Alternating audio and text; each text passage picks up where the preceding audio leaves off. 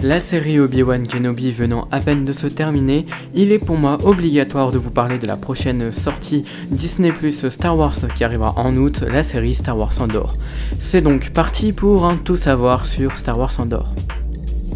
La série est donc un spin-off au film Star Wars Rogue One, sorti il y a quelques années maintenant au cinéma, et donc on va suivre les aventures du jeune et vaillant Cassian Andor, que l'on avait donc déjà vu dans Star Wars Rogue One, mais cette fois-ci, et bien suite à la fin des événements de Rogue One, nous allons assister à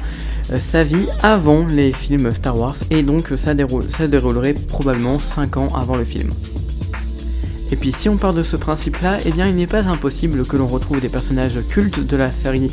Star Wars Rebels, puisque eh bien ça se déroulerait, et selon la chronologie Star Wars, au même moment. C'est-à-dire que la série Star Wars Andor se déroulerait eh bien en même temps, dans la même période que la série Star Wars Rebels. Et donc il n'est pas impossible de venir retrouver des personnages cultes comme l'équipage de la série Star Wars Rebels à travers la série Star Wars Andor.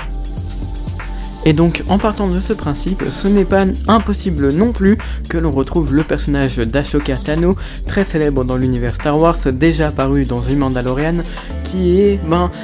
probablement alors à ce moment-là avec l'équipage de Star Wars Rebels, et que donc on verrait dans Star Wars Andor, sachant que Ashoka c'est une personnage qui a une vie très longue, puisque on la voit dans The Mandalorian, et dans The Mandalorian ça se passe bien après Star Wars 9, donc ça se passe après l'épisode 6, et donc ce n'est pas impossible de retrouver Ashoka Tano encore une fois dans Star Wars Andor. On sait déjà que l'actrice interprétant le personnage de Mon Mothma, qui est donc la chef de l'Alliance Rebelle, sera elle aussi de retour dans Star Wars Andor, et que donc le général Draven sera lui probablement, on n'en est pas sûr, mais aussi dans le casting. Aussi, la série elle essaye sans cesse de travailler sur son aspect visuel et sur la forme du film, puisque la série comportera des décors réels, comme une vraie ville qui a été construite à l'occasion du film, de la série, et que donc